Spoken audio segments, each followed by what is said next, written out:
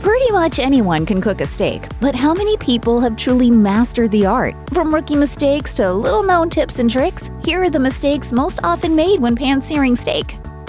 A great steak starts with the right cut of meat, as different steaks will deliver different levels of tenderness and flavor and usually require different cooking times. Generally, the best cuts for pan-searing are tenderloins, hanger steaks, ribeyes, rump steaks, and sirloins. The meat should always be at room temperature before cooking, and it's recommended to pat the surface of the steak to dry it before cooking, as this will help to form a good crust while cooking. And if you really want to nail the perfect seared steak, you might want to consider spending extra on some aged beef. And of course, as any chef will tell you, the more marbling visible on the meat, the better. To prep your steak, you'll want to use a little kosher salt and a dash of butter. Before you get cooking though, it's important to find out how long you'll need to sear the particular cut of meat you've chosen.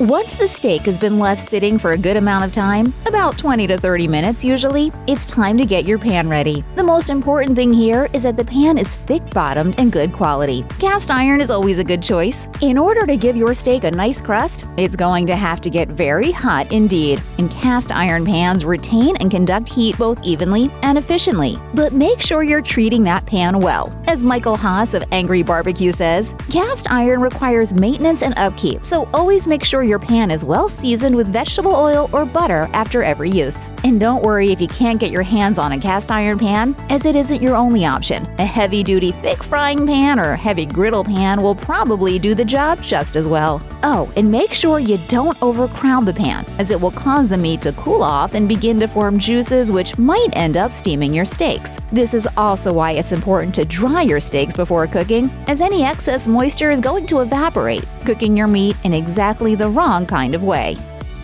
Well-seasoned meat is great meat, but sadly the reverse is also true, as under-seasoning will often ruin a decent cut of steak. Indeed, people often invest so much time in getting a great pan and a beautiful steak that they forget this crucial part of the whole process. Denise Spencer-Walker of the UK Agriculture and Horticulture Development Board recommends seasoning the steak with a little salt up to 2 hours before cooking, and then she advises adding pepper just before cooking. She explains, contrary to popular belief, seasoning a steak with salt ahead of time doesn't draw out the moisture. It actually gives the steak time to absorb the salt, and the meat becomes more evenly seasoned throughout.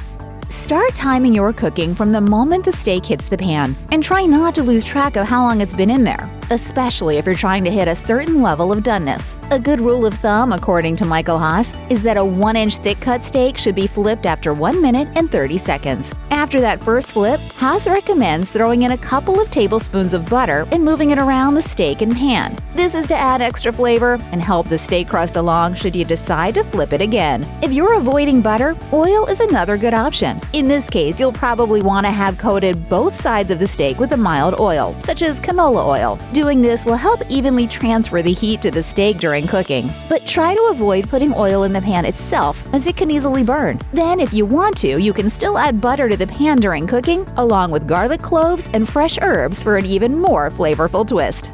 It's juicy and delicious. Once you set the steak into the pan to sear it, it's important that you don't jiggle the pan or move the steak. You want it to stay put and just let it cook. And while most people know they ought to flip the meat at some point, not everyone knows that it can be beneficial to sear the sides too. As Chef Chris Valdez says, many people forget to cook those sides, which usually have a fatty piece that could use some searing to melt and develop flavor. It's a simple enough process. Just tilt the steak sideways using tongs and allow it to cook for about 2 minutes or until clearly seared, and then repeat the process on every side of the meat. Some people like to season their meat again after it's in the pan, but whether that's really necessary or not is up for debate. Truth is, if you season the meat properly at the onset, you probably don't need to season it again. Also, once you sear the meat, it's very difficult for new seasoning to get past the crust. Then again, it's your dinner, so do what feels right to you and season accordingly. That's what most chefs do anyway. For example, some love adding fresh herbs to the pan during cooking, such as a few sprigs of fresh thyme or rosemary. This is optional but delicious and can create a luxurious pan gravy to add to your finished steak. Fresh herbs added at the beginning of the cooking process may burn before the steak is done though, so if you go fresh, make sure to throw them in towards the end. To build up an even crust on both sides, you'll want to cook the meat for the same amount of time on each side, and some chefs recommend only turning the steak once. Even if you flip twice, it's important that you don't overflip your meat, as it could interrupt the cooking process and ruin your beautiful sear. One other thing you'll want to avoid is flipping too soon. The golden rule here: be patient and stay patient. Let that steak cook and form a crust on the outside before you flip, as doing so too early will cool the pan down and cause you no end of problems. Different chefs tend to have different techniques for cooking to a meat's desired doneness, or even for checking if a steak is done in the first place. But the easiest method, especially if you're first starting it out, is probably to invest in a meat thermometer. As Chef Craig Hansen says, know what the perfect steak looks like for you and know the temperature it needs to be. Then, of course, it's all about your personal preference. Do you like your steak rare, medium, well done? Rare will have an internal temperature of 120 degrees, medium rare is about 140 degrees, and well-done steak is 160 degrees or higher. But remember, when cooking, always remove your steak at about the 10-degree mark before your specific temperature, as all steaks will continue cooking after leaving the pan. Letting meat rest before eating it is an essential part of the cooking process that is often missed for completely understandable reasons. After all, people are hungry and steak is delicious. But it's hard to understate just how important resting is and how crucial it is that it never be skipped. Resting lets the juices in the meat redistribute evenly, and that translates to a more balanced and juicy steak. So don't skip out on that super important resting time, no matter how ravenous you might be. Your steak will thank you for it. So good.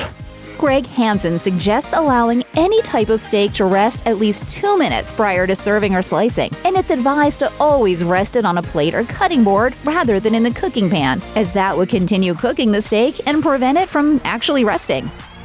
It might be hard to believe, but as important as knowing how to prepare and cook a steak is, how to cut and serve it is just as important. First, you'll want to make sure to grab a super sharp knife before you get started. After all, you don't want to ruin your steak by ripping it, while the ideal knife and cutting technique will allow you to cut through that meat as if it were butter. Many chefs suggest cutting the steak against the grain, which is almost always the best way to get truly tender, beautiful slices of meat. And you might want to consider slicing the steak right up before serving too. As Chef Craig Hansen says, "I always prefer to serve steak sliced. It makes it easier for you and your guests to enjoy without the struggle from a possibly dull steak knife." If you are serving the steaks unsliced, however, they should be transferred to the plate and served right away after the resting process is completed. Any of those resting juices should be poured over the steak or into the accompanying sauce before serving. For an accompaniment, you might want to consider a peppercorn sauce, a béarnaise sauce, a red wine sauce, or a chimichurri. After that, bon appetit! Check out one of our newest videos right here. Plus, even more MASH videos about your favorite foods are coming soon. Subscribe to our YouTube channel and hit the bell so you don't miss a single one.